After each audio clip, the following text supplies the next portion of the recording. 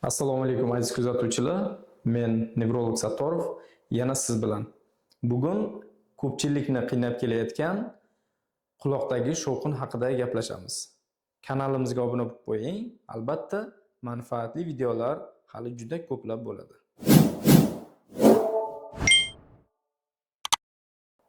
Bemorlar quloqda shovqin bilan shikoyat qilishadi. Bu qanday kechadi? Xo'p, quloqdagi shovqin vichirlash, qirsillash yoki bo'lmasa xuddi turbada, kichkina turbada birorta suyuqlik oqqandek shuvillab oqishlar, yotganda kuchayish holatlari, asabiylashganda, qon bosimi oshganda kuchayish holatlari bilan juda ko'plab yoshi katta va kichik bemorlar aralash bezovta qilishi oxirgi paytlarda praktikamizda juda ham ko'payib qoldi. Buni bir nechta asosiy sabablari bor. Eng ko'p uchrovchi bir nechta sabablarni sizlarga sanab o'tib ketaman. Shularga diqqat bilan e'tibor bering. Aziz kuzatuvchilar, birinchi sabablardan biri bu bo'yin qon tomirlarida stenoz, ya'ni umumiy qon tomirlarida kalibr bor, ma'lum normada. Buni ichki tarafdan torayishi yoki tashqi tarafdan bosilishi hisobiga laminar va turbulent oqim degan narsa bor. Ya'ni tibbiyotda ham, umuman fizikada ham bu laminar turbulent oqim nima? Bu qon tomirda qonni oqishi yo'nalishiga qarab shovqin paydo bo'lishi mumkin. Endi bundan tashqari eshituv nevriti bor. Ya'ni ichki quloqni medial qismida eshituv nervi bor. Bunda eshituv nevriti hisobiga ham quloqda shovqinlar paydo bo'lishi mumkin. Undan tashqari, ayrim dorilarni antibiotiklar bo'lishi mumkin, qon bosimini tushiruvchi preparatlar va boshqa gruppa dorilar ham nojo'ya ta'sirlari natijasida quloqda shovqin paydo bo'lishi mumkin. Yana bir sababi bu qandli diabet. Qandli diabet sababli ham insonlarda quloqda shovqin paydo bo'lishi mumkin. Bu qanaqa bo'ladi? Qandli diabet hisobiga periferik qon aylanish buzilishi hisobiga quloqda shovqin paydo bo'lishi bir necha barobarga oshadi. Qonda xolesterin miqdorining oshishi va yuqorida aytib o'tib ketganimizdek qon tomirlarini ichki kalibrini qisqarishi hisobiga ham quloqda shovqin paydo bo'lishi mumkin. Endi asosiy sabablari shular. Bunga aytgancha asosiy sabablar yana bittasi qolib ketibdi. Bu qon bosimini doimiy oshishi. Qon bosimini doimiy oshishi laminar va turbulent oqimni buzilishi hisobiga qon tomirda stenoz, ya'ni spazm va to'rayish yuzaga keladi. Natijada esa quloqda shovqin kuchayadi. Aziz kuzatuvchilar, endi bunga uy sharoitida ham, shifoxona sharoitida ham yechim bor. Sabablaridan kelib chiqib albatta.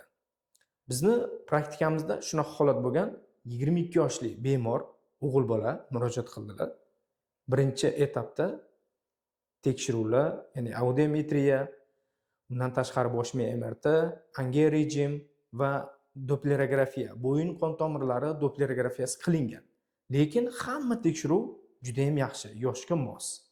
Qo'shimcha kasalliklar aniqlanmadi. Bemor bilan gaplashganda ota-onasi taraf va o'qituvchilari tarafidan juda ham bosim kuchli. Bu esa meditsinada bor psixogen, ya'ni ruhiy bosim hisobiga quloqda shovqin. Shu diagnozni qo'yib biz davoladik. Albatta, bola juda ham agressivni, asabiy va betoqat. Lekin har qanaqa tekshiruv qilinganda hammasi yaxshi.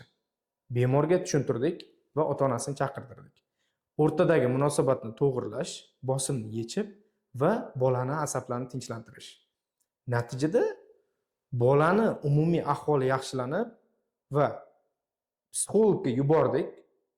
Psixolog bilan gaplashganda ular ham bizani predvarительный diagnozimizni tasdiqlab, ular ruhiy tomonlama podдерживать qilib, ya'ni qo'llab-quvvatlab bemorga yechim berdik. Allohimga shukr, hozir juda ham yaxshi natijalarda davom etmoqda faoliyati. Endi uy sharoitida va shifoxona sharoitida quloqdagi shovqinni ketkazishni bir nechta samarali usullarni sanab o'tib ketaman. Diqqat bilan e'tibor berasiz.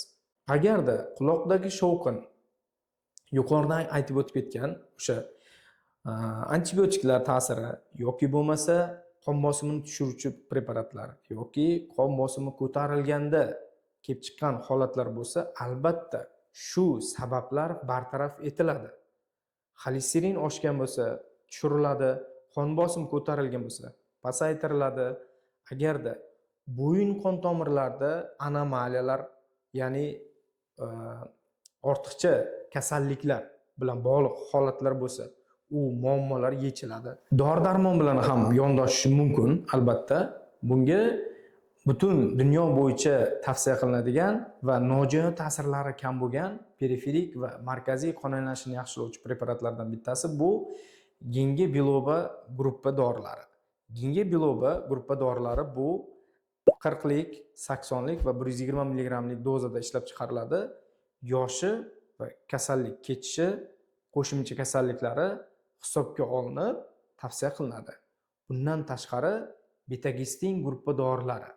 Betagistin gruppa dorilari bu yuqorida aytib o'tib ketganimizdek, bu periferik qon aylanishini yaxshilab, ichki quloqdagi balansni normallashtirib beradi.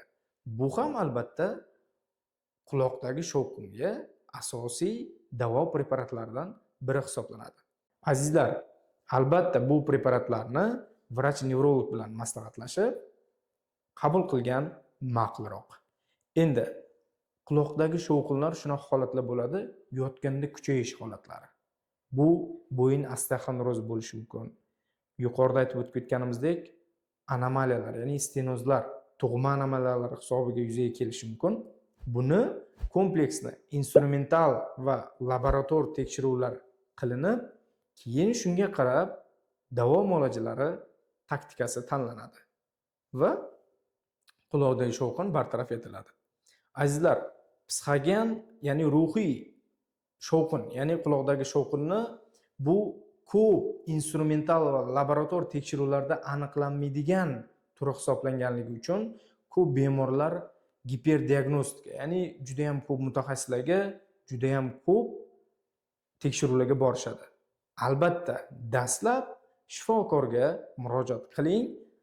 Shunga qarab bemor holatidan kelib chiqib tekshiruvlar, analizlar, instrumental yoki bo'lmasa umumiy klinik yondashuv talab qilinadi. Kanalimizni kuzatib boring. Bizga obuna bo'lib qo'yishni unutmang.